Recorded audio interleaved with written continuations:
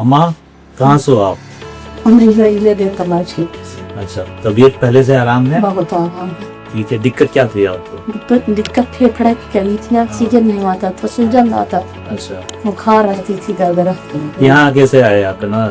यहाँ हमारे दामाद रहते हैं, अच्छा, वो लेके आए थे। वो लेके आए। ठीक ये है मेरे ना? दामाद है। ठीक दवा बराबर लीजिएगा और जी। एक्सरसाइज करिए। जी। ठीक है, बढ़िया रहोगे। देखो